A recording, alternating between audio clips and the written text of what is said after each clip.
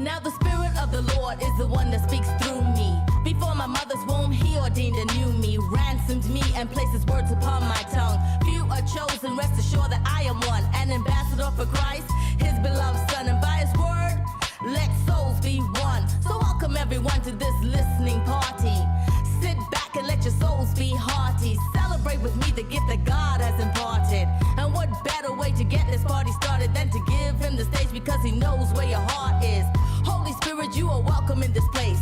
Give me the boldness to look upon each face and speak every word that you've given me to say. With no fear I speak truth, I won't deviate, and I'm confident that all will go great.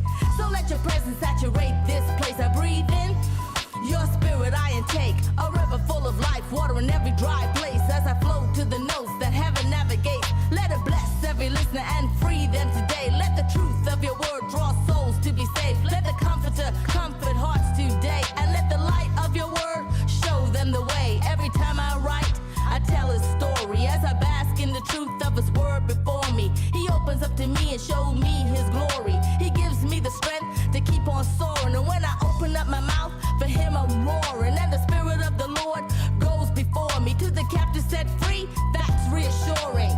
Over the years he strengthened my inner core, and every day I wake up just seeking him more. Am I ready for this? In my spirit I'm sure.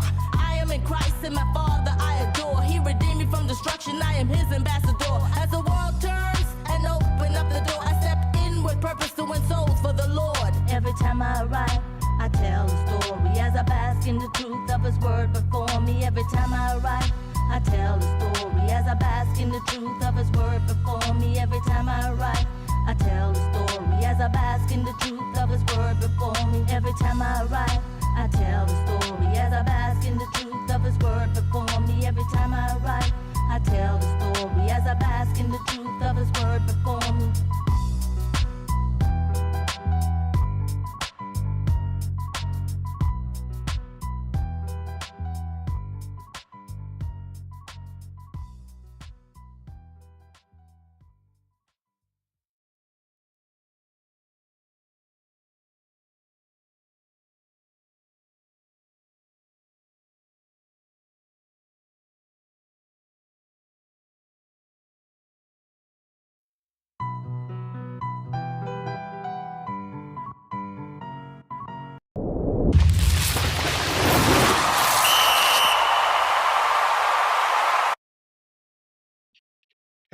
Welcome to Tom the Bomb Sports Talk, the fastest growing show in the world. It's Monday, June 26th, and this is the day that the Lord has made. Let us rejoice and be glad in it. If you don't think it's a great day, just try missing one. And we, LOVE, love sports and the Word of God on the Tom the Bomb Show. Hey, gang, yes, we are live on YouTube. We've been having some technical difficulties. For all my Facebook fans out there, I apologize. I'm so sorry. You guys simply have to go over to YouTube. You go to YouTube, put in the search bar, Tom the Bomb Sports Talk, and we're live on YouTube right now. Hi, see you. We're live. Yep. Hey, listen, right off the bat, I want to say happy Father's Day to everybody out there. I hope the fathers had a great day. You know that mothers make the world go round, but hey, we can't do without the dad. So, being a real man, we ain't going to trip on that because we put the ladies first anyway. So, happy Father's Day to you guys out there. You can contact us, guys, by email at info@tomthebombsports.com. And of course, you can always visit our website at www.tomthebombsports.com. Hey, there's a really, really nice write-up on Felix on the website, and there's a really good write-up on Troy on the website. So you guys ought to check that out. Hey, gang, we'd like to personally thank you all for your prayers and your support for contributing to the show and our ministry. We sincerely thank you. With that, we appreciate your patronage, and you can bless us to keep creating compelling content and spreading the word of God, because that's our real job, okay? Our business cash app is hashtag $ Tom the Bomb Sports Talk. Again, that's $ Tom the Bomb Sports Talk. We sincerely thank you, and may God bless you 100-fold return on the seed that you sow into our ministry at the Tom the Bomb Show. As usual, we want to start you off by thanking God for all the wonderful things that he's already done for us. And it's the new things that we're so excited and that's happening in 2026. And of course, our theme for 2026 is still, this is the year of discovery for grace for beyond in 2026 so that we can be transformed to a level that none of us has walked in before. And 2026 can truly be the best years of our lives to infinity and beyond. Okay, the new Toy Story movie out. We're gonna tell. I know Felix and Troy excited about that too. Okay, Yeah. our foundational scripture for 2026 is found in 2 Peter 3:18, and this is from the Good News Translation Bible, and it says, but continue to grow in the grace and the knowledge of our Lord Jesus Christ. To him be the glory now and forever. Amen. Amen. Hey, gang, I'm so pleased to announce our Community Hope Center at VCCI, Victory Christian Church International, that we've started our grocery distribution program. Yay! Hey, we're feeding 50 families in these designated zip codes on the third Saturday of each month at 11 a.m. Eastern. Our location is at 7-7 Metropolitan Court in Gaithersburg, Maryland. The zip code there is 20878. And it's open to all the residents of the following zip codes: 20877, 20878, 20879, 20855, and 20882. And anyone that lives in the Montgomery Village Avenue. Anybody in the Montgomery Village Avenue, come on down and get you some food. Hey, and it's on a first come, first served basis while supplies last. Say that again, Tom the Bomb. While supplies last. You can scan the QR code to register, or you can also register on site. That is available. But all participants must complete a registration form. Please, please, please. Our goal is to work up to 100 families soon. Be in agreement with us to get to this goal. Our beloved, beloved late pastor Dwayne Brewington used to say that if a church leaves the community, and the community doesn't miss the church, then that means the church was never supposed to be there in the first place. So we want to be a blessing to our community, okay, that we serve. Amen. Amen. All righty, all righty. Hey, gang, no trivia question today, but we got some sports. You know, sometimes the sports just kind of take care of themselves. And you say, well, it's not really a whole lot going on. There's always a lot going on in the sports world. So we're starting off with the US Open, you know, the little small ball, the ball that me and Troy love to hit around. Hey, Wyndham Clark holds on at Shinnecock to win his second US Open title, becoming the ninth wire to wire winner and just the fifth player in the last 50 years to lead wire to wire. Despite an unfriendly crowd, that's being nice, an unfriendly crowd, and squandering a 6 shot lead in the final round before holding off Sam Burns for a one-stroke victory at 4 under with a round of 3 over 73. Hey, which was just good enough in a final round at the US Open. With Sam Burns narrowly missing birdie putts on the 17th and the one on 18th. I can't believe it didn't go in. The one he missed on 18th ahead of Clark.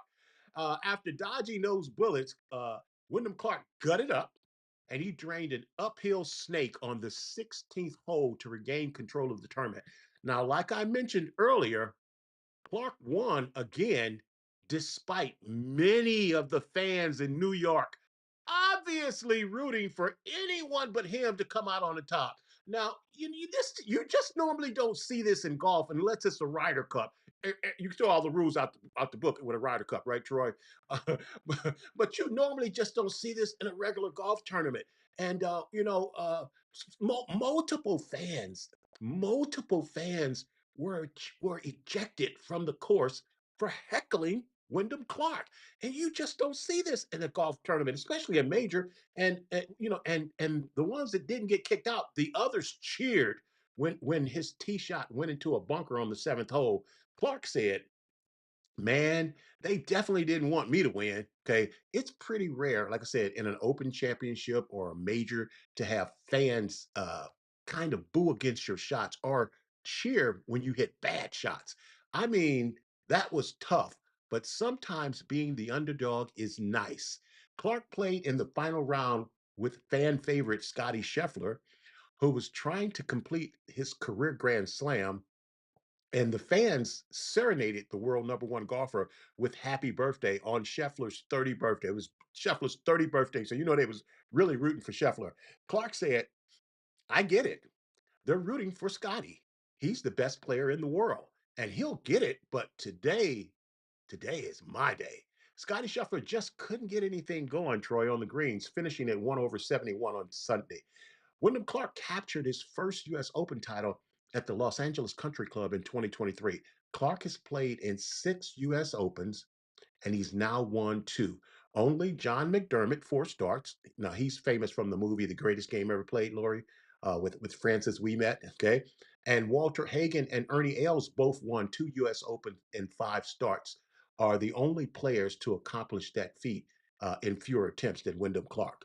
Clark was an underdog 3 years ago, playing in the final pairing with California native Ricky Fowler. Dr. Lauren likes Ricky Fowler, and holding off Rory McIlroy and Scotty Scheffler in his first U.S. Open and his first major of Clark's career. Clark said, I kind of did the same thing in both wins. Anytime someone said something negative to me, I replaced it with something positive. Think about that, guys. Clark was fortunate to get on the right side of the draw in Thursday's opening round after a foggy delay. There's a saying in golf that you can't win a tournament on Thursday, but you can lose a tournament on Thursday, right, Troy? Well, he actually won this tournament on Thursday.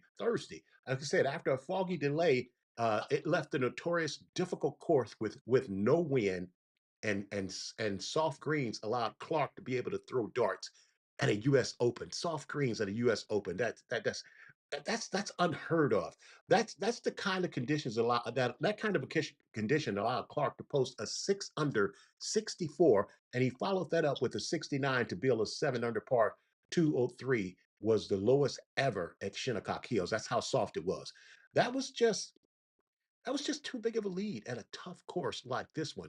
Clark didn't play well on Sunday, and his game showed cracks over the weekend, hitting only 20 of 36 greens in regulation in the final 2 rounds. However, his conversion on scrambling at 66% was the third best in the field. And the New York fans, after a great week of solidarity cheering on the New York Knicks and winning the NBA Finals, the New York fans really let him have it. So, why was the fans so hard on a fellow United States player in Wyndham Clark? Well, a lot of it goes back to the last year's U.S. Open. After playing and finishing poorly, Clark went into the famed Oakmont Country Club clubhouse and literally kicked in 2 lockers and tore up the clubhouse.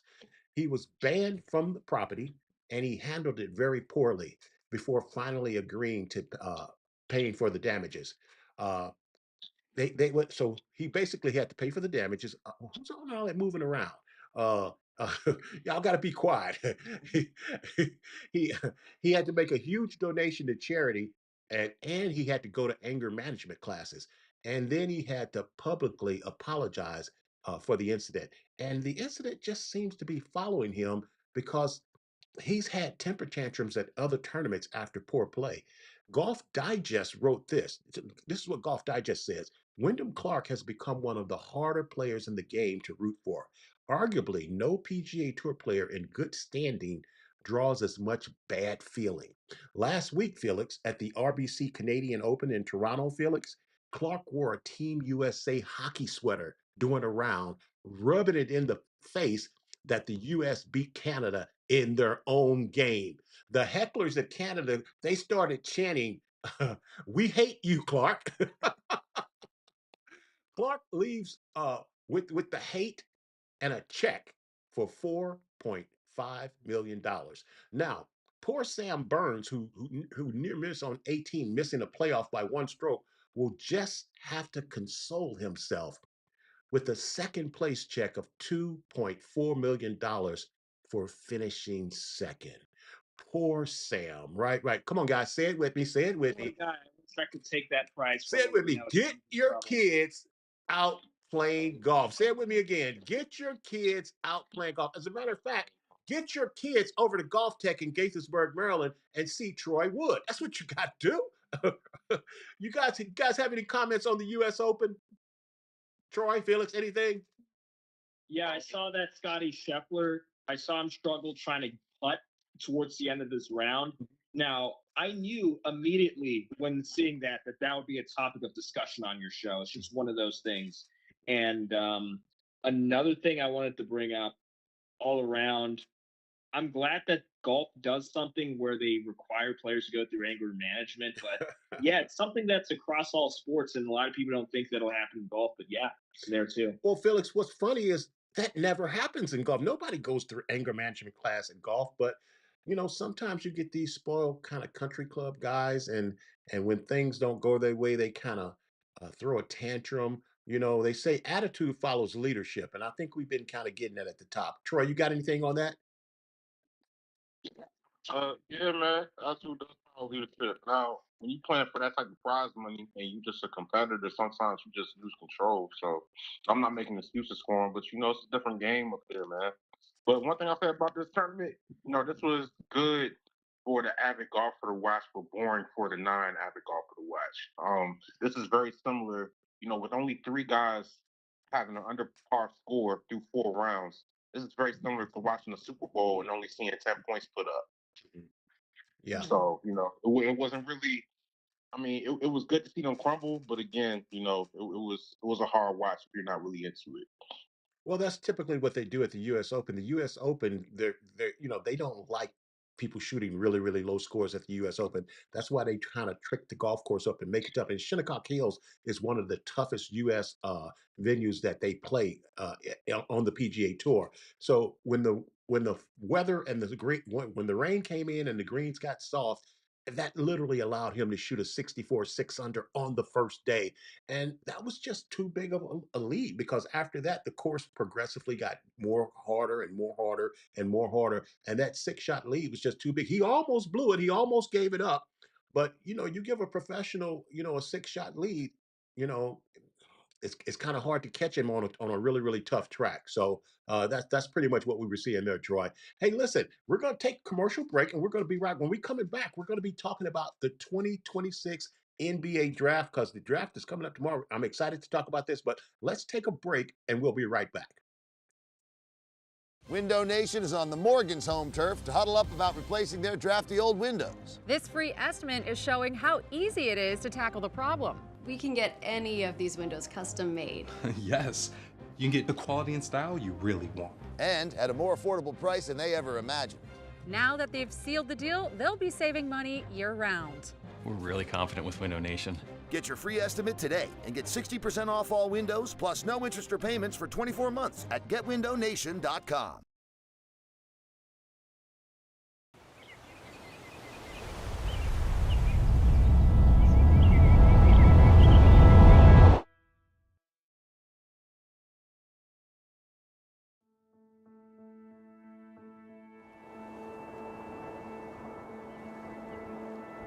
Sheltered by the Sea of Cortez, Danzante Bay is a pure and peaceful oasis, an uncrowded retreat where your options are as vast as your views. If you're seeking a vacation that defines luxury and the true relaxation, look no further than Villa del Palmar at the islands of Loreto. A splendor of true Mexican hospitality effortlessly blends with rich materials and insatiable comforts to bring guests the ideal home away from home experience. With its quiet beaches, scenic vistas, rich history, and an astounding surrounding natural habitat, you'll feel as though you've been swept off to paradise.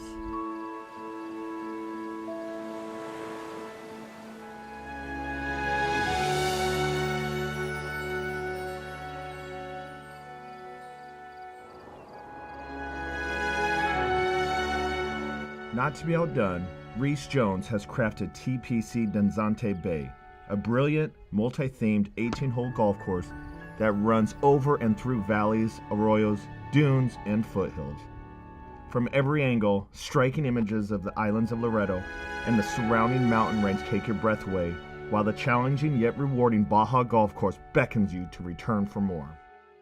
It is an honor and my pleasure to welcome you to the world's most beautiful sunset and so much more.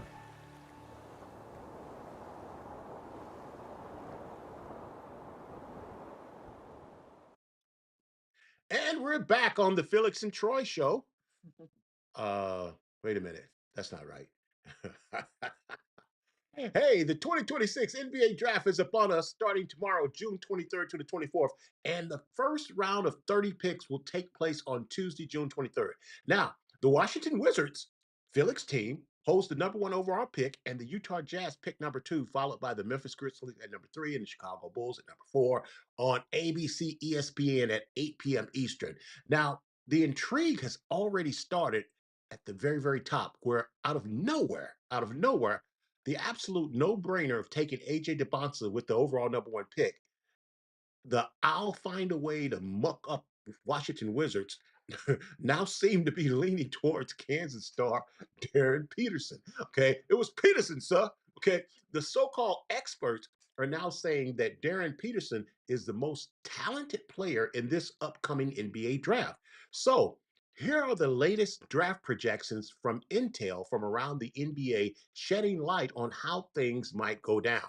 Now, as usual, this mock draft is informed heavily by conversations with sources around the NBA and the ESPN Top 100.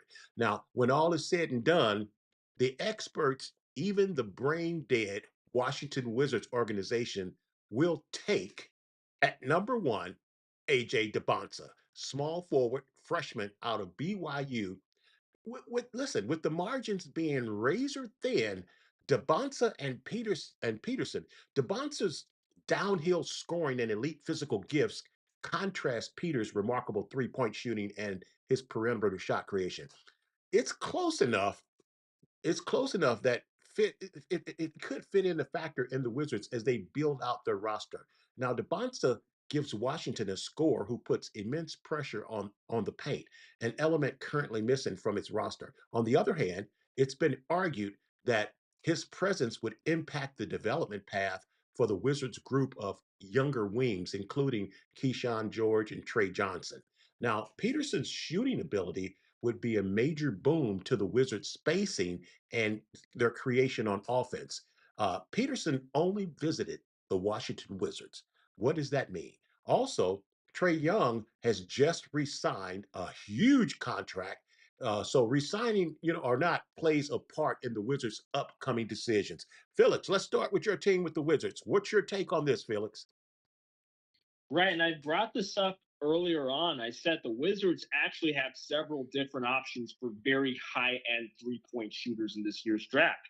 But I still said that the Bonds is still the best choice because, as you put it yourself, the Wizards, they already have these shooters. What they need the traditional paint player. And they've not had that since Marcin Gortat. They've not had that since Nene, Eaton Thomas. You get the idea. Mhm. But essentially, that's a centerpiece that's not only missing from the Wizards, but that's something that puts you ahead of the majority of teams in the modern NBA.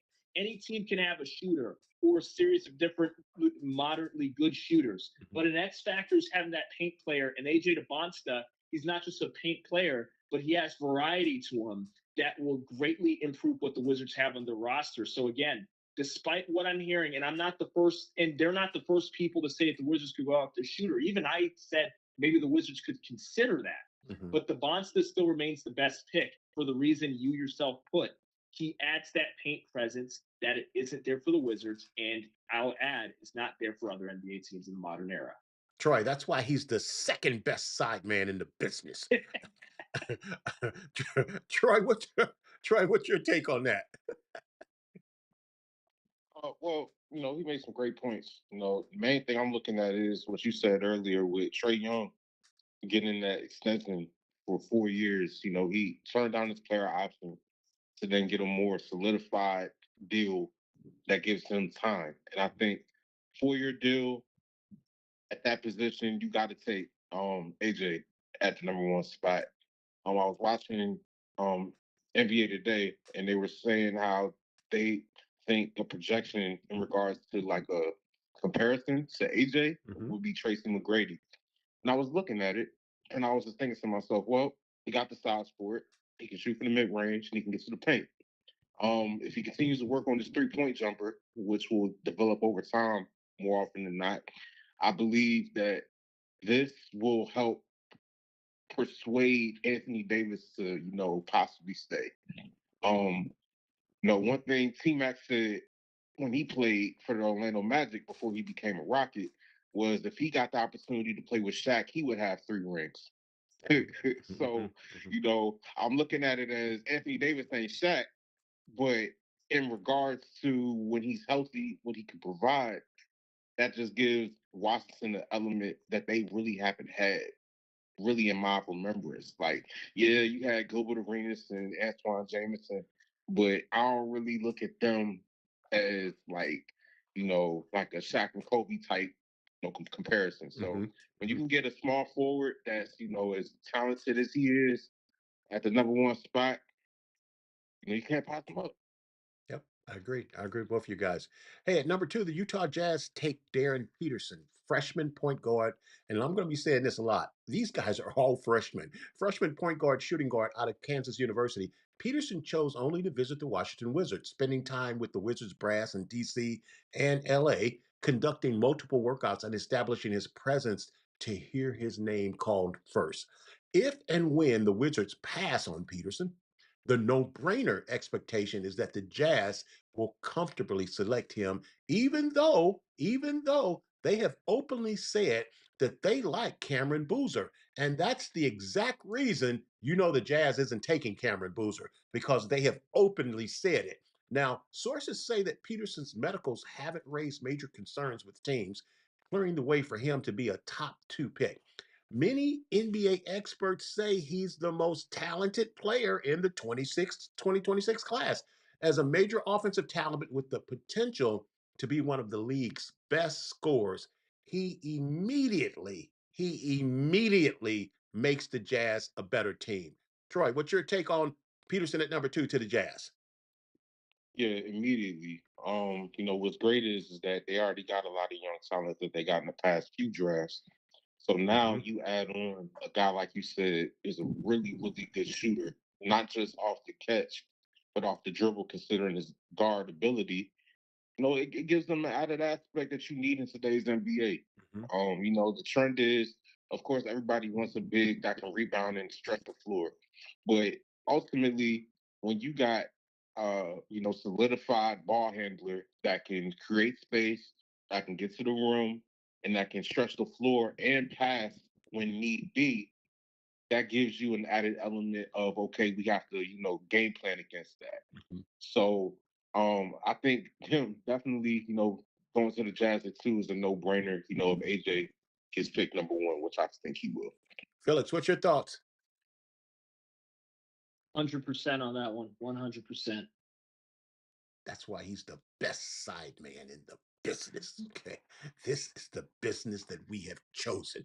All right, the Memphis Grizzlies and the rest of the NBA knows that number 1 and 2 are gonna be gone, and they legitimately like Cameron Boozer, freshman, again, power forward center out of Duke. That's Laurie's team. Even with his dad Carlos Boozer being part of the Jazz's front office, they'll be crucified for passing up on AJ DeBonsa or Darren Peterson. Memphis is Memphis is an analytically driven front office, and Carlos Boozer makes sense at 3 for them. With Ja Morant potentially being moved in the trade market, Boozer makes sense teaming up with Zach Edney. Felix, what's your thoughts on this one? Right. And this is a team that, oh, excuse me, what happened? What I you mean? found something in the background. No. We talking about the number 3 with Memphis taking Carlos Boozer. What's your thoughts on that, Felix? Right. And it goes back to what I was saying with Memphis. This is a team that a lot of people don't talk about anymore. But the fact of the matter is, this is a team that they had the talent with John Morant. We saw what they were able to do in the earlier part of the decade, and they're right there. They're just a few good moves away. And I would say you add Boozer to the roster, that brings back that sort of promise that the team had, or I'd say has. And, it's really, like I say, and there are a lot of teams that are at this point.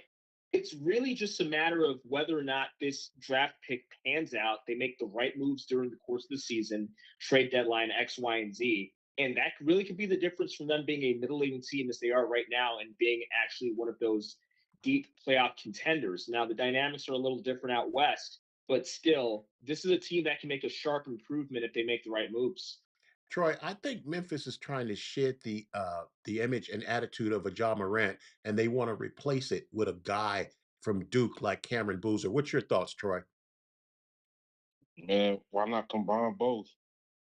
I mean, it's like my thing is, yeah, the man got a pass. He is known for making dumb decisions, but ultimately, he getting older, he learning. It's hard out here. A lot of people go through different things that a lot of us can't fathom because we never been in it. So I'm not excusing no behavior at all. But what I'm saying is that you ain't gonna find another John Morant in this draft. You know, Oka probably is going to be the toughest in regards to just playmaking ability, but I mean A cup, excuse me. But ultimately, my point is this: taking Boozer is like getting Zach Randolph. The comparisons I love in the fact that Boozer is a tough baller. He don't got the explosiveness like a Zion, but he'll find ways to still get you 10 to 15 rebounds. He'll still find ways to create playmaking out of the post, and he can shoot from the mid range and hit the corner three. If that don't sound like Zebo, I don't really know what does. Zebo brought an attitude that Memphis needed in order to be successful in the West, going against Kobe Bryant and them boys. So I think them going that route definitely matches the mold in regards to toughness of what it means to be a Memphis Grizzly as a power forward. And I think that he follows the mold of Zach Randolph. So, Felix, if I'm hearing Troy correctly, Troy, correct me if I'm wrong. It sounds like what you're saying to me is that it's kind of hard out here on a pimp. Straight up. All the Cadillac and gas money spent. Precisely. All the Cadillac and gas money spent.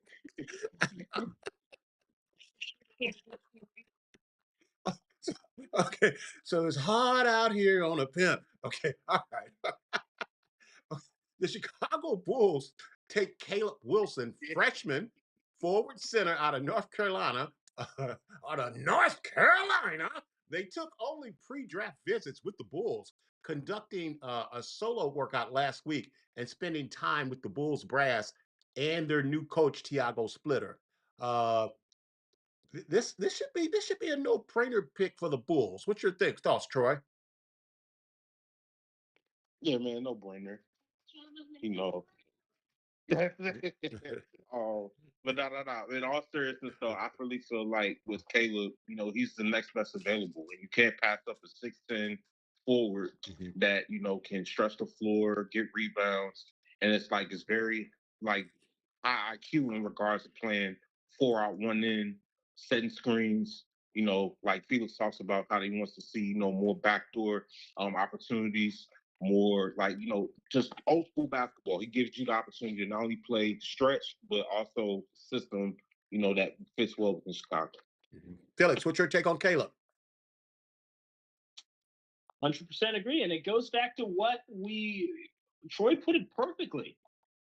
It's that old school style of basketball, high percentage play, backdoor, just getting to the paint however sort of way. Sometimes you're not going to charge it. Sometimes the pick and roll is not going to work ISO. There's so many ways to get to the paint. And you talk about such a player like, and this is off of what Troy was saying, perfectly put. You have to find a way to get to the high percentage part of the court.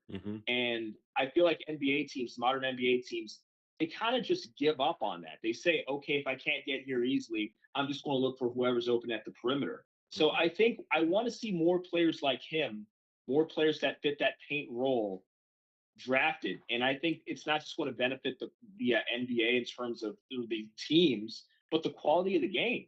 So I don't want to go off on a whole tangent about how Boston basically threw away their chance at winning Game 7 when the 76ers were practically giving it to them. They kept going at the paint perimeter, missed 6 straight shots in a game that was easily theirs with injuries and all. So, yes. I think he's got a sneaky upside to him. I think he's got a real sneaky upside to him. In 5 or 6 years, Caleb Williams could be the star of the NBA. He's got a sneaky upside. At number 5, we got the LA Clippers via trade from Indiana. They're going to take Keaton Wagler, point guard, shooting guard, another freshman, out of the University of Illinois. Now, after the consensus top 4 prospects come off the board, this is actually what I'm thinking is like the second stage of the draft starts right here at pick number 5. Now, the Clippers are the team that's at the center of the most rumored to likely be trading their pick. excuse me, Keaton Wagler and Mikael Brown Jr. are considered the two most likely candidates. If the Clippers keep that pick, now you guys know that I'm a huge Illini, and you know I'm a huge Keaton Wagler fan. Troy and Felix, what am I missing? Because as much as I love Keaton Wagler, I don't see him being the fifth best player in this draft. Am I wrong? What am I missing on Keaton Wagler? I know the money is too big to pass up, but I don't think he's NBA ready right now. I know he doesn't have the body for the NBA, and experts say Wagler fits in great with Darius Garden in the backcourt. Sources say that Wagler is coveted by a number of teams later in the lottery, making him potential trade bait. I like Darius Acuff Jr. more than Wagler, but that would give the Clippers two small point guards. Troy, what's your take on this? Literally just said what I was about to say. That gives them two guys that, okay, if you play that 2 point guard role, now you gotta find ways to have a three that can guard 6'8", 6'9", 6'10", KD, LeBron, Giannis, like to be able to do that. That's what makes it a little bit difficult. So I feel as if because he's a combo guard, when you 6'6" and you can shoot, you have no problem sitting off ball or running, off ball screens, even not to shoot, just to set up a rotation. Maybe be able to dribble in, create, havoc in the paint, and then kick out. It gives you more of an opportunity to be versatile on the offensive end. So I think at this point, because he's young and he has so much upside, it's a no-brainer. Well, Troy? What am I missing? Because I'm not seeing it. I'm not feeling it. Even though I'm a huge fan, what am I? Tell me what I'm missing, Troy. I mean, really, you're missing the fact that you're going off of what's best available. I mean, do you pass him up to go for Mikael Brown Jr.? I mean, do you pass him up to go for Braden Burries, to go for Christian Anderson Jr.? If you're looking for a guard, this is the time to do it. Because if you don't, you're going to pass up. And then if he starts to go off on another team, you're going to think to yourself, you could have had him. Okay. Okay. Well, Felix, I see Keaton Wagler being the man in 2 to 3 years. What's your take on Keaton Wagler? I'll say this. So you might say he's not the best person to draft, but he might fit the role, the niche for his specific team the best way. That's another angle to look at it from. Okay. A lot of times you're going to draft out of need if the quote unquote talent. Now you draft for talent when you're speaking generational talent and X factor. If it's not an X factor player who's going to turn the game on its head by himself rather, you're going to go after the player that best suits your need. Now, you say that he doesn't have the body for the NBA. I understand that concern, but I actually would say it's all about talent. We've seen talent come out of different shapes, sizes throughout sports. I'd say if his on-court production is up to code, I could really care less if he's 5'3", 89, soaking wet in work boots. As long as the production is out there, that's really what you look for. And even at size, that's something that can be developed. These players are getting drafted at 18 or so in the NBA. Yep. So I would definitely say that it's really no worry. And the NBA, unlike the NFL, it has a developmental league. You can have him play there. That's what the Wizards did with Keyshawn George. He was at the developmental league. He did so well there. He played the rest of the season with the NBA roster with the Wizards. So that's, I hear you on that, Felix, but you know what? I'm not even going to go there. You know where I was getting ready to go. I'm not going there. Go ahead, Troy. Let me ask you this. So, you guys remember when Mario Williams got taken first overall over Reggie Bush? Yep. The Saints didn't need a running back. They had Deuce McAllister, if I'm not mistaken, at the time. But when he comes up, you can't pass on that. Do you think that Darius Acuff is on that level in regards to look, you just can't pass on that? I do, Troy. I really, really do. I'm going to talk about him in just a second. I'm going to tell you exactly what I think about him, but I'm not going to tell you right now. Let's move on. But when we get to him, because he's coming up in the draft, I'm going to tell you exactly what I think of him. And I want to know what both you guys think of what I think. Okay, let's get to number 6. The Brooklyn Nets take another freshman point guard out of Louisville, Mikael Brown Jr. Brown's size and well-rounded skills give him an argument as the best ball handler with the highest offensive upside in this second tier of prospects. He's impressed many teams in his workouts, showing star potential. Felix, what's your take on Miguel? Felix, you there? Right. So yes, yes, yes. So I would say that with Mikhail, this is another player that you just have to keep an eye on. I would say that again, is he necessarily going to be the X factor? Mhm. No, not necessarily. But I would say he's just another player you have to just look at and let him develop. I mean, if you more over to my point from the previous person that we're speaking about. Okay. Troy, what's your thoughts on Mikael? Mikael Brown Jr., Troy. Well, it's the mode in today's NBA. Tyrese Halliburton, the 6'5" point guards. Sean Livingston's from back in the day. The tall, great space, shoot from mid range, good vision. I mean, it's the mold, so he fits that. And I feel as if, in regards to what someone's looking for, if they don't need that, you know, small ball PG, if they already got that position handled, you go with somebody that can bring a little bit more versatility, just like we talked about with Keaton Wagner not too long ago. So yeah, I would say it makes sense. Okay, guys, I'm eager to get to number 7. The Sacramento Kings select point guard freshman out of Arkansas, Darius Acuff Jr. Now, there is strong mutual interest between Acuff and the Sacramento Kings. The only real question is, will Acuff Jr. be available at number 7? That's the big thing. Now, listen to this, sports fans. You heard it first on the Tom the Bomb Show. Dr. Lawrence, get ready to mock this for me. You're hearing it first right here on the Tom the Bomb Show. Darius Acuff Jr. can be the next Jalen Brunson. The next Jalen Brunson.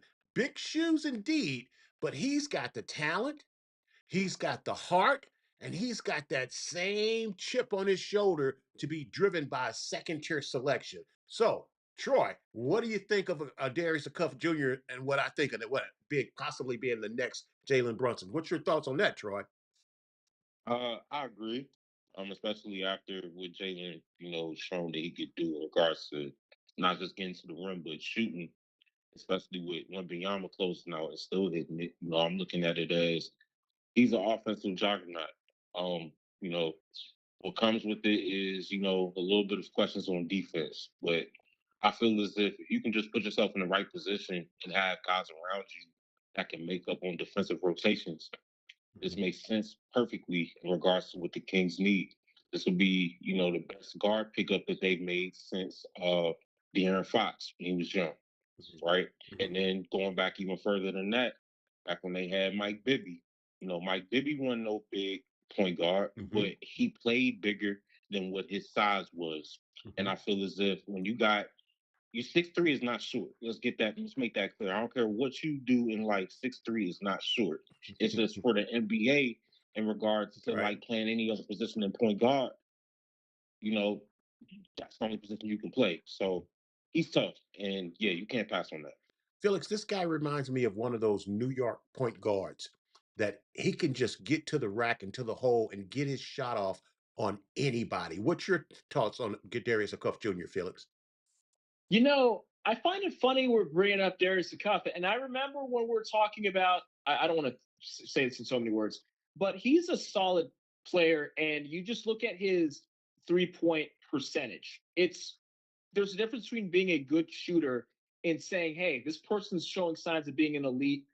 Dare I say, I'm not saying he's Steph Curry or going to be, but if he enters the league and he continues on with that percentage, he's going to be in that talk. And I'm not sure if you remember when we were talking about the Wizards when they had the number 1 draft pick a number of weeks or if not a month ago.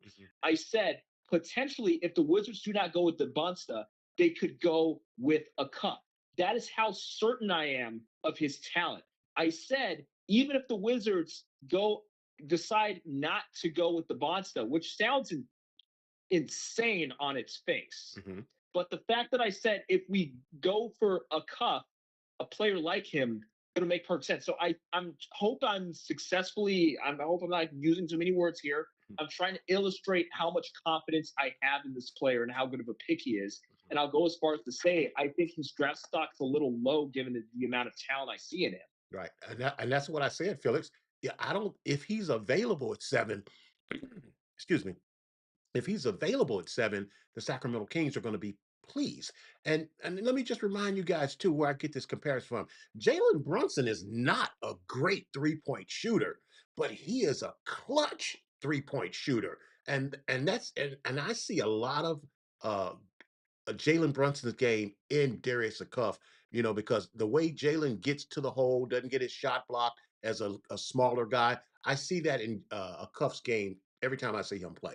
So that's where we go at. Let's get to number 8. The Atlanta Hawks like freshman point guard out of Houston, Kingston's Flemings. Now, it's Flemings or Ade Mara seem most likely to be the Hawks' well, Ade Mara is not going to be their point guard, but I think they're in a if that's what they're looking at Flemings or Ade Mara, who's the center, most likely to be the Hawks' next pick. Even though Fleming's jump shot is the least polished among the freshman point guards, his explosiveness and his strong intangibles have kept him in the front mind of the lottery teams. Troy, what's your take on Flemings?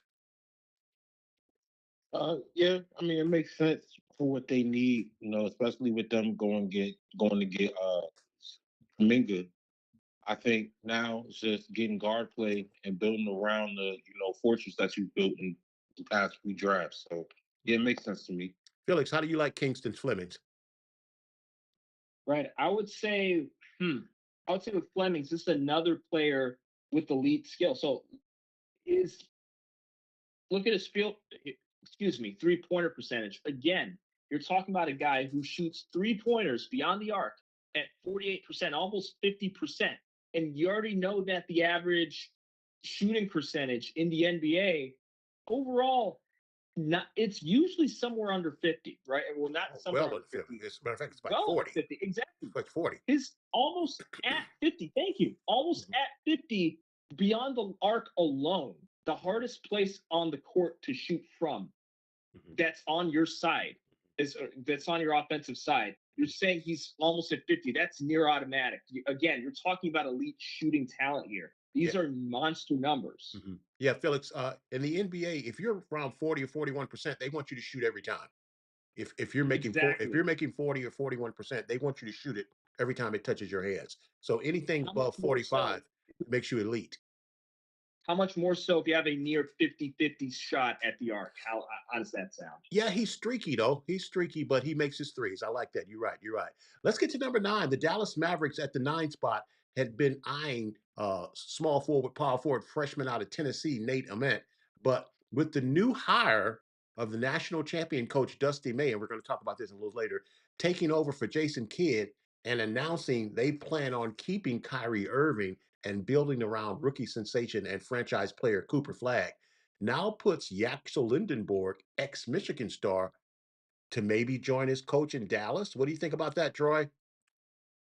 Not maybe, definitely. This was the one that I want to talk about the most. I Okay. think with Dusty May becoming the new coach, it gives him the perfect opportunity to keep on working with the guy that he's been around in Yaxel Lindenborg. So I look at it as they don't really need to go, super big in regards to like getting a center that's more of like a paint presence, because that's where I look at Derek Lively starting to find his own in the NBA. So I think with him at that role, you got Cooper Flag, you had Yaxel in the mix with that, with Kyrie, Clay, the White Powell, like the list goes on. The Mavericks are in a phenomenal spot in regards to being able to build after getting rid of Luka. So, I'm very anxious to see how this turns out.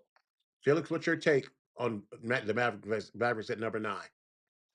I would say with Nate Ament, he's definitely a guy who needs work. I'd say if there's a player, again, granted, if you even make it this far, you're one of the best in the world. But I would say that at the NBA level, he's definitely going to need some work before he starts off with the Mavericks at the NBA level for this year. So that's my take on him. Definitely a massive upside, but I would say that if he's familiar with the system he's entering into, that's definitely a plus. They're definitely going to know how to develop him as quickly as possible.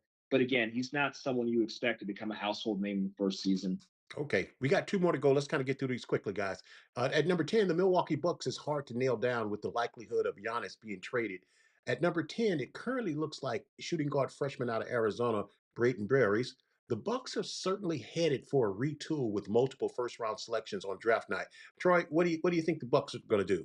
I think they go with Daymar. Okay, okay. I think they go big, especially with them losing Giannis. Giannis mainly plays center for them, so you look at a guy at 7'3" that can run the floor at some extent considering his size. Mhm. Yeah, I would say go big. I Go like big. that. I like that. I'm gonna get on that in a second. Felix, jump in there. Felix, you want to get out of the mustard and catch up, Felix? My bad. So I would definitely agree with Troy again here. You definitely want to go in the modern NBA having that X factor guy who's big and in the paint.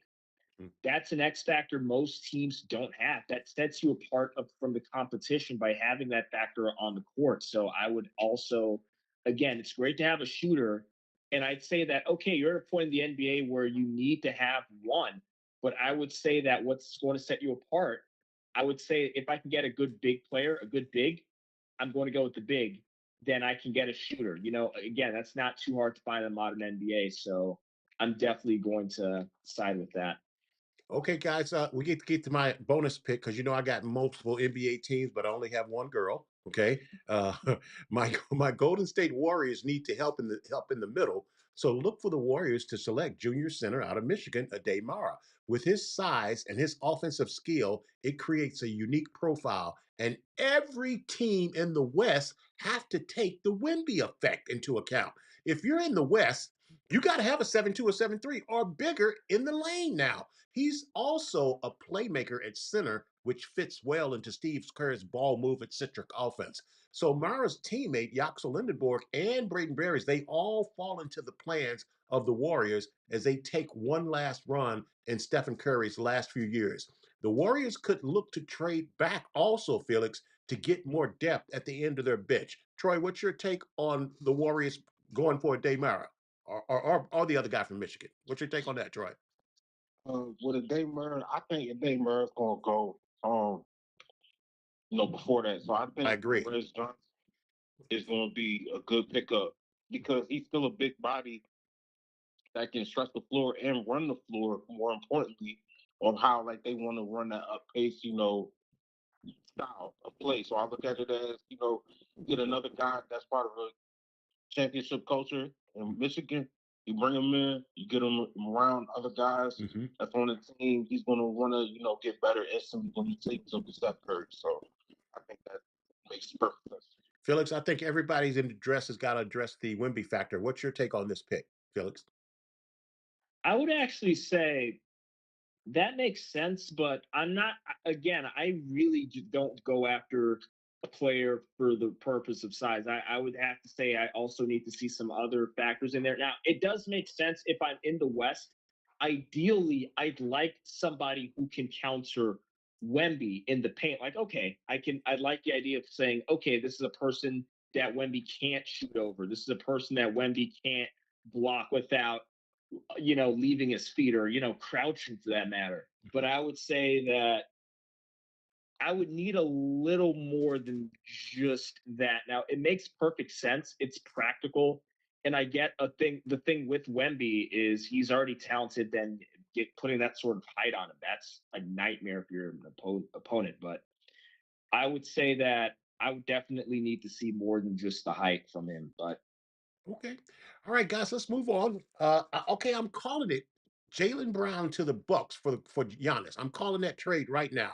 Jaylen Brown to the Bucks for Giannis. Jaylen Brown is taking all of this in as motivation, Troy. Brown might be the smartest player in all of the NBA. And all of his statements after blowing a 3-1 lead in the playoffs against the 76ers, make no mistake, make no mistake, they've all been measured and they've all been planned in advance. This was my most fun year ever. And you blew a 3-1 lead in the playoffs? What? He clearly and simply wants out of Boston. And I, for one, don't blame him. The late, great Pastor Dwayne Brewington used to always say, go where you're celebrated and not where you're tolerated. And the Celtics have simply been tolerating Jaylen Brown during his tenure in Boston. He just showed all of the NBA that he can put a team on his back. And it seems like Boston is saying, do it again. Prove yourself again. Brown is too smart to fall for the old banana in the tailpipe trick. And I'm not going to get into the obvious reasons, that a player like Brown isn't celebrated in Boston, as that joke that Lynette Brown once told me, you know, you know, and more comfortable with Jason Tatum. Trust me, the negativity is fueling Jason Brown. The negativity is fueling Jason Brown, and he don't want no negative in his sedative. So don't be surprised if next season is his best ever in the NBA. Now, as for the Greek Freak goes, he needs Boston, and Boston needs him. If they both want to get back to the NBA Finals, Giannis needs a team with 3-point shooters to spread the floor for him. And the Bible tells us that if you live by the three, you die by the three. And that's been Boston's demise. Now, the current Celtics roster is like technology. It's great when it works, but not so good when it doesn't. Giannis in the middle makes those threes much, much more deadlier. They've seen the Knicks, and with their current roster, they can't beat the Knicks or even a healthy Indiana team, Troy. If Giannis goes with the Heat, it's going to be more of a retool rebuild. With the Celtics, they're NBA Finals ready next season. Next season. Plus, from Milwaukee's position, you not only got to get draft capital for the future, but you got to get a star in return, just like the Cleveland Browns just did, trading their best, trading the best defensive player in the NFL. They not only got picks, but they got a young stud in Jared Verse. And Jaylen Brown would meet that criteria of getting a young star in his prime to step in and be a legitimate leader immediately. And it's the type of situation where when the Bucks come back, everybody's going to know it's because of Jaylen Brown. And that's the type of position that Jaylen Brown is looking to be in, where it's undoubtedly his team. It's what KD wanted, but could never do without Steph Curry. Troy, what's your thoughts on that? I agree with you 1,000%. I mean, you hit it right on the head, man. I look in regards to who you can trade Jaylen Brown for, in regards to how much he's worth. Giannis fits that criteria, so it really balances out in regards to trading two guys that are worth max contracts. Then you look at it as just like you said with Myles Garrett and Jared Verse making the trade. You get something in return plus some more on top of that to be able to build around. So, I feel here's my thing. Jaylen Brown is a dog, A but dog.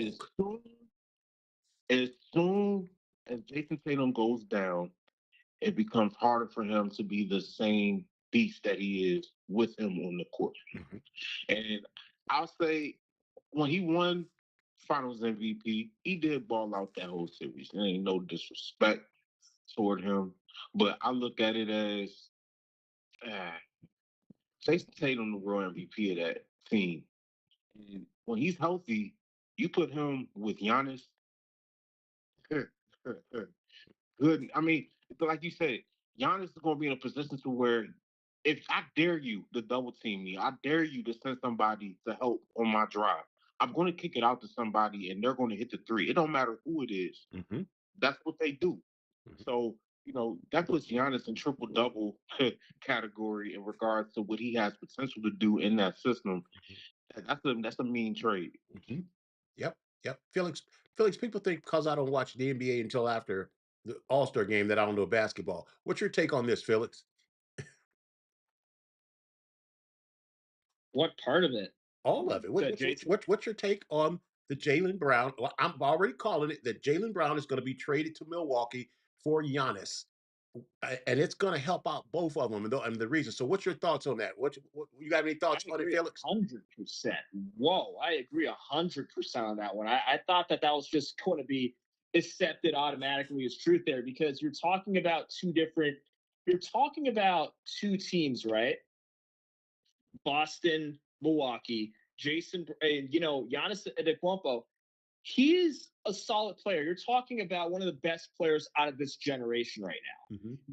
But the problem is in Milwaukee, there's a bit of a team chemistry issue where, okay, he doesn't really fit the formula for victory right now, given its current team dynamics. However, you look at Boston, Boston's already, if you ask me, they're probably the best team in the NBA. The only thing that's been precluding them from actually winning are injuries. So here's the thing. No one disagrees that Antetokounmpo better than Jaylen Brown. Take nothing away from Jaylen Brown at all. But I would say you add Antetokounmpo to Boston, you're talking about Boston potentially having its best season ever, and that's really saying something. They're arguably the premier franchise in NBA history. So it may be in sports history.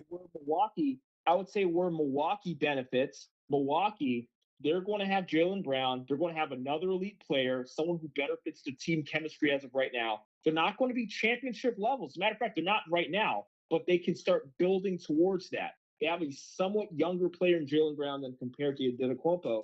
Then again, you build on that one, see where it goes from there.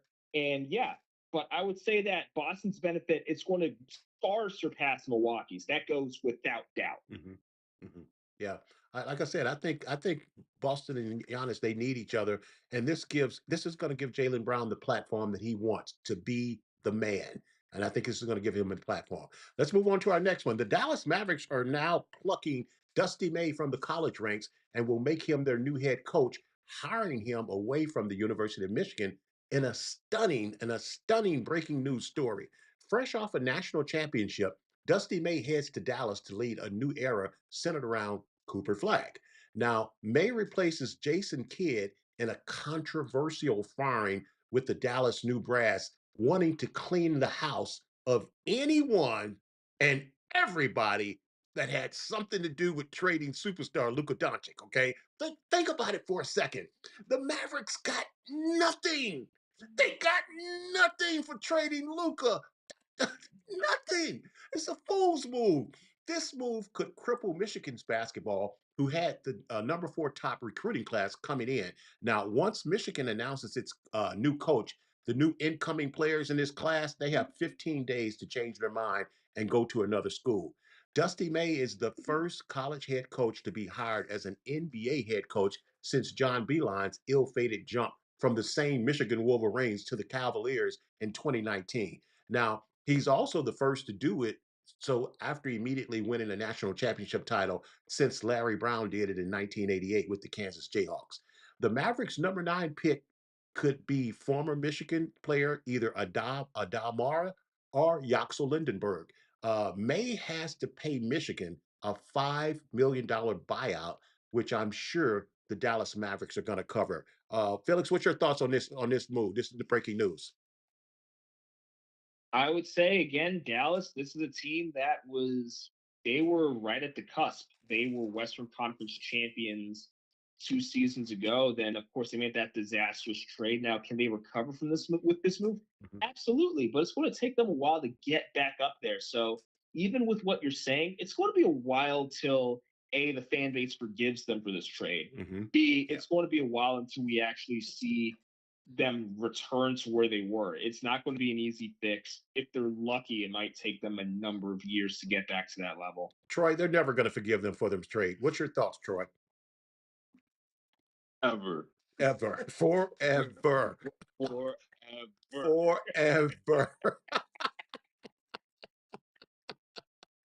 Forever, Felix. I'm sorry. They ain't gonna never let that go, man.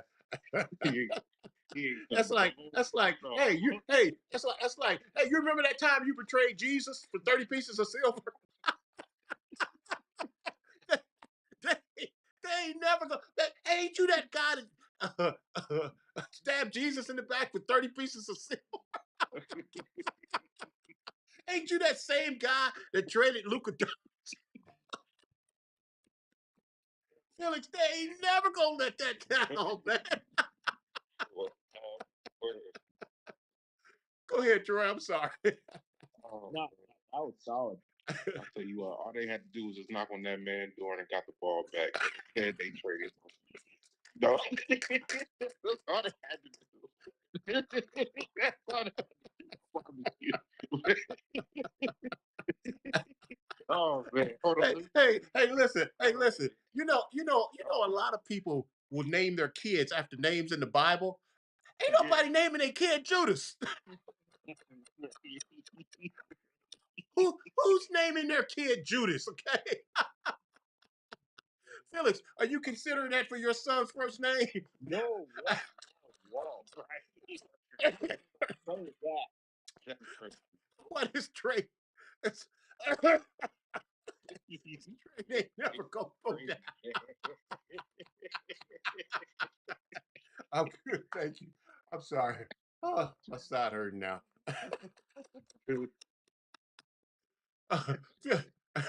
Troy, you want to finish that thought out? I'm sorry for interrupting you. Well, I mean, now they're in a position to where we got the ball back. Like they're in a they got a coach that's gonna come in and help them win big games that they need to win. One thing about Michigan, they didn't disappoint all year in regards to showing up in the big game, doing what they need to do to find wins, how they performed in the tournament. Man, they were beating people down. They weren't just beating people; they were beating people by 30 plus. So whatever you got in that mixture, we want that. It's as simple as that. Like, the Mavericks are in a real good spot. Cooper Flag is definitely going to benefit from it. Kyrie Irving is going to benefit from it. And, I really think they're going to take another Michigan guy at number 9. And I really think that's going to be Lindenborg. So, yeah, man, they're in a good spot. All right, guys, I want to get to this next section by myself. Look, there was a historic WNBA game played yesterday, 30 seasons later. 30 seasons later, the Liberty versus the LA Sparks highlights the WNBA incredible evolution. 14,284 fans at the Great Western Forum on June 21st, 1997, witnessed Lisa Leslie lead the Sparks against the New York Liberty for the first WNBA game in history. Well, yesterday, exactly 29 years and in its 30th season, Nanika Umagamake sank a buzzer beater three-pointer to lift LA past New York 98-97, completing a 17-point comeback in front of their home crowd. With all of the WNBA historical players on hand to commemorate the milestone game, Nanika led all scorers with 24 points. A lot of people felt this venture wouldn't work, and certainly not celebrating their 30th anniversary season. Felix, what's your thoughts on the WNBA overall in this historic game that was played yesterday, Felix? It's a great game. I mean, I would say aside from that, I really like the level of competition that I'm seeing. This isn't sports overall. In the end, the WNBA, I really like how in the WNBA they're still playing that traditional style of basketball. They try for the paint first, then you go for the perimeter. Maybe you now and then you have a specifically set play for the perimeter, but that's rare. It's not a 3-point contest. So I would say again, great game. I really like to see how historically the WNBA has come up, a long way from people watching the sport, it being more accessible. That's a big thing with sports, knowing where and when you can watch them, more media covering it. That was a big thing. And of course, they're not leaving behind disrespectful comments to the league anymore. And I really just thought that was an awful thing people were doing. They were thinking it was funny. It's like, hey, these people worked very hard to get where they're at, and they could easily, So overall, I mean to say, it's a wonderful thing for the WNBA and women's sports, and I'm all about people being rewarded and recognized for their hard work. So, Troy, what's your thoughts on the historic game? Oh, my bad. What's the question? I said, what was your thought on the historic NBA game played yesterday? I didn't even see it. I'm not gonna lie to you. You're so funny. All right, not a problem. Hey, look. Hey, Felix. Brady Tkachuk is joining forces with his brother Matthew in South Florida, as Brady was traded to Florida Panthers by the Ottawa Senators on Sunday for the 9th and 5th and 25th pick in the 2026 NHL draft, and another conditional pick in the 2029 NHL draft, and a second round pick in the 2027 NHL draft. At least they got a load, Felix, right? Brady is a dynamic competitor and one of the most physical and relentless forwards in the league, and he's a proven leader. He'll surely help the Panthers locker room. Felix, what does this do for the Panthers next season? I'm going to be brutally honest. I don't really see this as being a major move towards, say, winning a championship. If you're Florida, you're thinking championship. They won the last two titles. Mhm. Now, this year, they fell off. They did not win the title. Now, here's the thing with Brady Tkachuk. He's a good physical presence. Yes. You can say he's locker room leader. He has that, ability, that charisma. You can say, if you want to compare him to someone in Capitals history, you can go with Chris Simon or Dale Hunter. I'm going back to late 90s with this one. Mhm. But you're not Dale Hunter. necessarily thinking he's so. Sorry? I was saying Dale Hunter. Yeah, you're going back. Yeah. So we're not necessarily saying that these are guys. I'm not trying to diminish what they did on the ice, but they're not guys you're really going to say, like, yeah, they're going to take us to a title. And I'm not saying that to diminish at all. And I'd say, at least with Simon, he actually led his team with goals at one point. So I would say with that, Chuck, you're going to need more on that team. You look at the moves they made in previous years, you're talking about elite offensive players they had. You're talking about a Vladimir Tarasenko who was on a St. Louis Blues, a guy who helped them win a Stanley Cup. He was a star player for that team. The year after, they signed, why is his name escaping me? Seth Jones. He was a mainstay with the Columbus Blue Jackets. You not only a solid offensive player, but endurance. He's had the longest ice time in a single game in NHL history. You have a guy like him. That, Chuck, it's going to be nice to see the brothers there. They're going to be a physical team. They're going to be like the Capitals have historically been. Since their inception, they've always had physical players. But does that always translate into wins? No. And I think Florida made a lateral move here. Mhm. But I think Ottawa definitely won this trade, if you ask me. Well, Felix, they gave up a boatload to get him. And, my only thing is it's got to be the chemistry of putting him on the same ice with his brother. They played together for Team USA. And I think it's a move for chemistry because they gave up a lot to get him, man. So we will That see. makes sense. Uh-huh. That makes sense. But Team USA also had Connor Hellebuck at goalie. Team USA also has Austin Matthews, who's one of the best shooters in the NHL.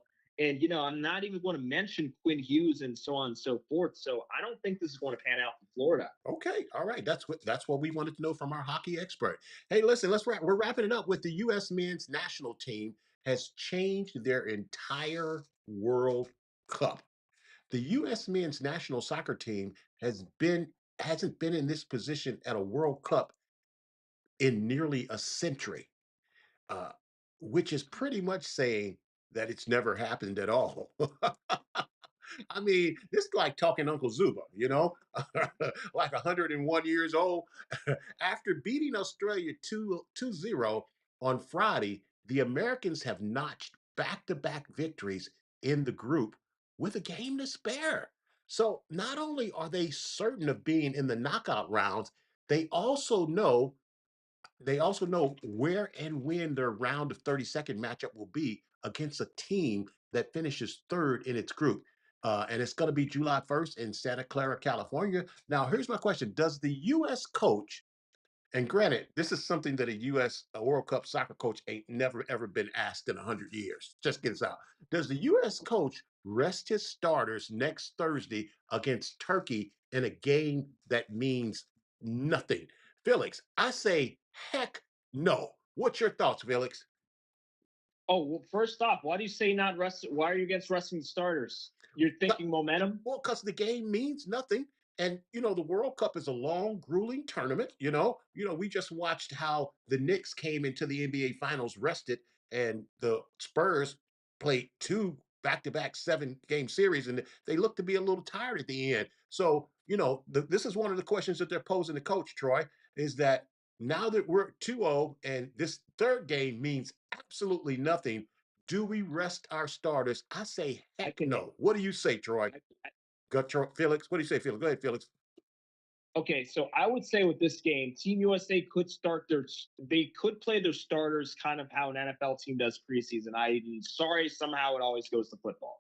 So I would say that what Team USA could do, you can say, okay, starters, so you're not rusty. We're going to have you play a certain percentage of this game, Okay. but after that, we're going to pull you right out. Here's why I say that. You're going up against Turkey, meaningless game. I get that. And on top of that, you got to understand, Team Turkey got blown out in 2 consecutive matches. We're talking about a team you really don't need a full deck of cards to beat. And I don't mean that in a disrespectful way. So I would say that Team USA, keep your starters healthy. And I'm trying to mix in your perspective with mine here. So I would definitely say, yeah, definitely play the starters, but don't have them in full game. Troy, do Keep you them sit? healthy. Yeah. I'm sorry, Troy. Do you sit your starters? Do you play them? You do a combo? What do you do, Troy? I mean, I would want to send them only because in soccer, that's a lot of, it's a lot of running back and forth, man. It's a lot of conditioning. So it's like being able to sit does have benefit in regards to building sort of like the bigger picture. So yeah, I sit them. Okay. Well,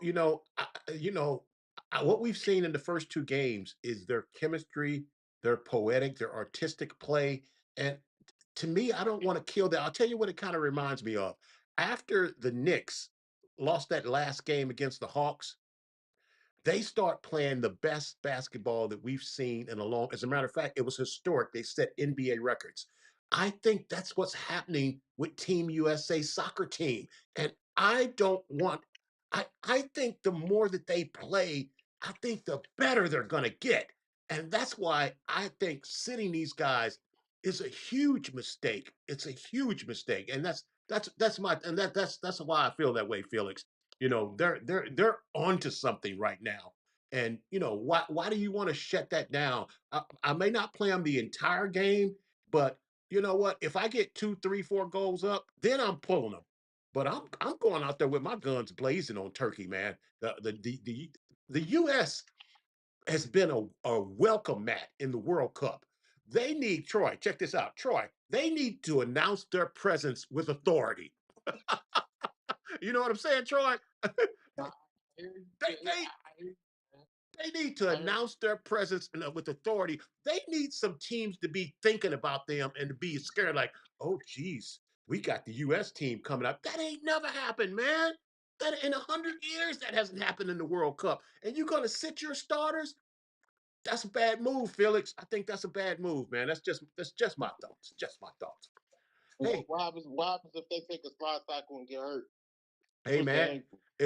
it's part of the game. You got it's a team. It's next man up. I'm not gonna say I'm gonna run them to death, but man, you gotta let those guys go, man. You gotta let those horses run, man. I think I really think they're gonna get better and better and better, and the more they play, I think the better they're gonna get. We're about to close out the show, but I saw something today. I just want to ask you guys one more question before we close out. And I know it's totally up. It's kind of what Felix says. It always comes back to football. I was looking at the Rams roster today, and how can the Rams not win the Super Bowl this year? Can you guys answer that? Okay, wait, if they don't have injuries, let's say if the Rams don't have injuries, how do they not win the Super Bowl next year? They don't. Penalties. Go ahead, Troy. They don't. It's simple. Like they found a way to. They're going to win the Super Bowl. Now, here's my thing. I really, really hope that Aaron Donald comes out of retirement Oh man, that ain't fair, man. Come on, man. and joins. You a glutton for punishment. Let me tell you something. I'm not a Rams fan. I'm a Commander fan. I'm a Redskins fan. Since early days. But that would be fun to watch on Sunday. Mhm. That would be 2 Hall of Fame defensive presences on the defensive line with Brandon Fisk in the middle. I'm looking at, oh man, look, if that happens, the Rams might go undefeated. I really think there's no team, if they stay healthy, that can beat them in any scenario. That if Donald comes back, that's Lions and Tigers and Bears, Felix. What's your thoughts, Felix?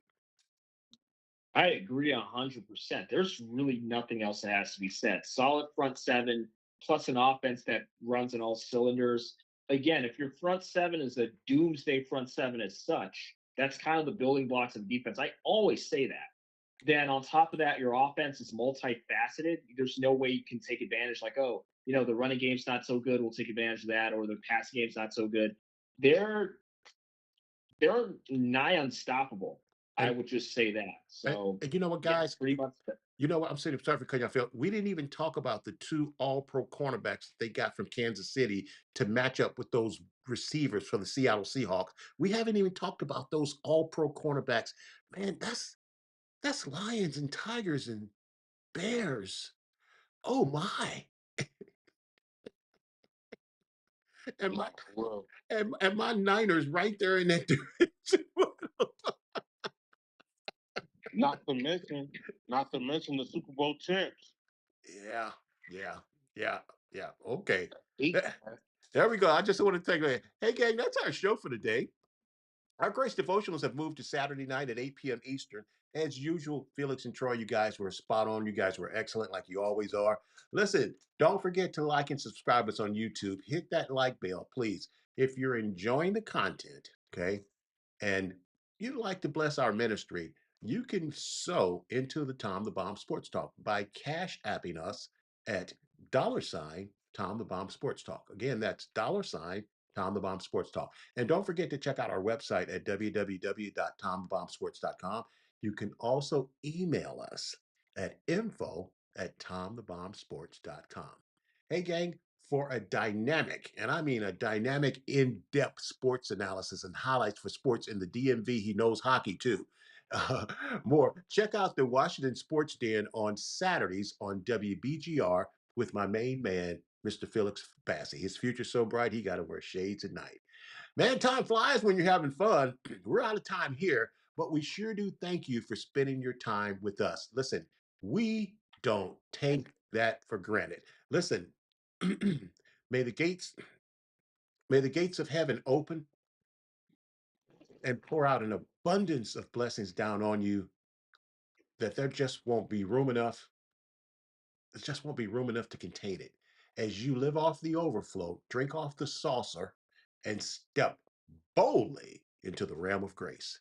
Remember, if you want it, you got to confess it with your mouth and believe it in your heart that Jesus died on the cross and that he rose on the third day, not necessarily a Thursday, just for you. Just for you. Hey gang, Tom the Bomb wants to leave you with a thought. Duct tape may patch a lot of things, but 3 nails fixed everything. And don't name your son Judas, okay? Remember, darkness cannot drive out darkness. Only light can do that. And hate cannot drive out hate. Only love can do that. Listen, God bless you guys. We'll see you guys next week. This same bat time on this same bat station. You guys have a good week. Enjoy the sports. Felix, Troy, thanks a lot. You guys were fantastic as usual. Good night, folks. Thank you.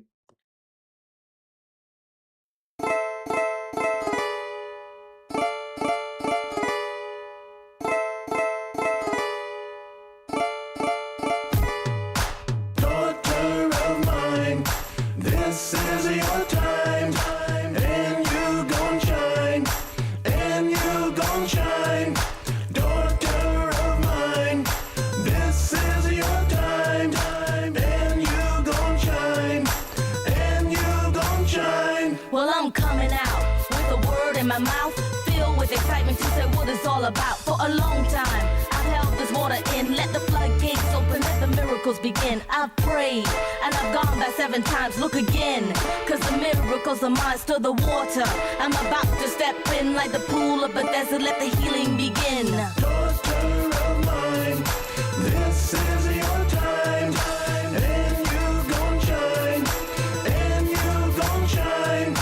Daughter of mine, this is your time, and you gon' shine, and you gon' shine. It took a minute to get my composure right. For years it seems like I've been fighting for my life. Confusing times when my days resemble nights. But now this eagle is about to take flight and soar out of darkness to his revelation light. Though the waves are rough, I step out my comfort zone to walk on water, cause I know I'm not alone. God's got my back and reminds me I'm boundless. On this words are sweet in my mouth, they taste like a honeycomb. And faith has opened up my eyes. I've been through the fire, tested and tried. As I study God's word, I finally realize that my purpose I have to visualize, to bring the unseen from the realm of under night until I walk into the fullness of a purpose-filled life. Cause I'm light.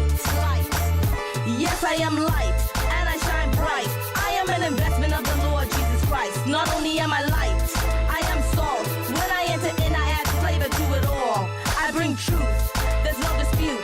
Jesus is the vine, and in him I take root. I am the head, and not the tail. I'm an overcomer, made free to prevail. A new design, a special kind. Ambassador followed by wonders and signs. I am light, and I give